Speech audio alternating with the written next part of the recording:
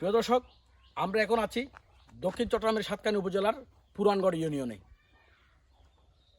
সাতকানিয়ার পশ্চিমে দূরদূরি হয়ে এই সড়কটি পুরানগড় শিরগাড়া পর্যন্ত বিস্তৃত রয়েছে।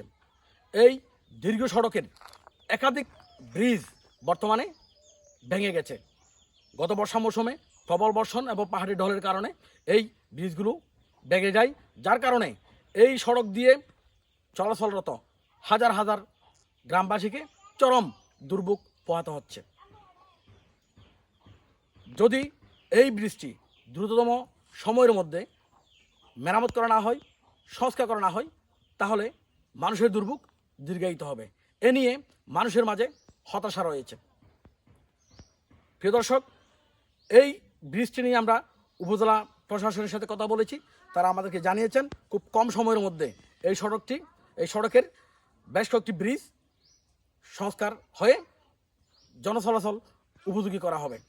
প্রিয় দর্শক, আমরা যদি আপনাদেরকে দেখাই, এই যে ব্রিজটি ভেঙে গেছে, আপনারা দেখছেন ভেঙে গেছে।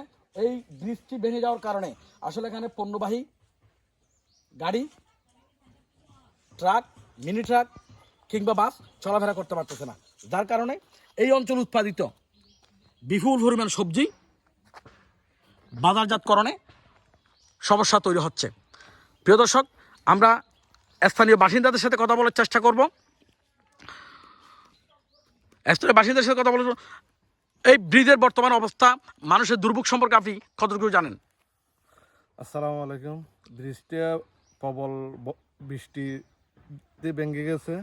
ভেঙে যাওয়ার পর থেকে আমাদের এলাকায় অনেক হতাশা নেমে আসছে, অনেক দুর্ভোগ নেমে আসছে।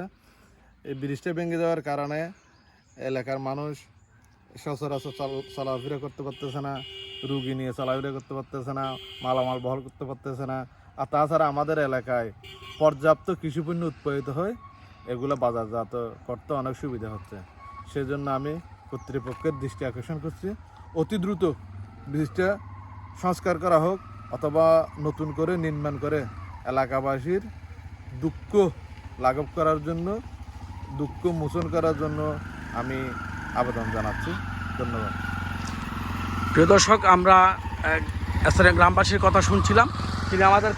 তিনি আমাদেরকে এই সড়কের বিভিন্ন দুর্ভোগের কথা বলেছেন। আমরা জানতে পেরেছি এই এলাকায় ব্যাপক আকারে সবজি উৎপাদন হয়। সেই উৎপাদিত সবজি বাজারজাতকরণে এই সড়ক ব্যবহার হয়ে থাকে। এই সড়ক ব্যবহার ঝুঁকিপূর্ণ হওয়ার কারণে উৎপাদিত কৃষিপণ্য বাজারজাত সঠিক সময়ে করতে না পারার কারণে কৃষকরা ক্ষতিগ্রস্ত হচ্ছে। এই সড়কটি দ্রুততম সময়ের মধ্যে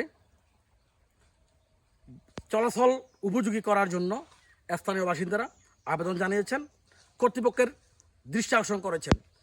খুব কম সময়ের মধ্যে এই সড়কের ক্ষতিগ্রস্ত ব্রিজ সমূহ মেরামত করা হবে, সংস্কার করা হবে, এমনটাই প্রত্যাশা সবার। শহীদুল ইসলাম বাবর, দক্ষিণ চট্টগ্রাম। তোমার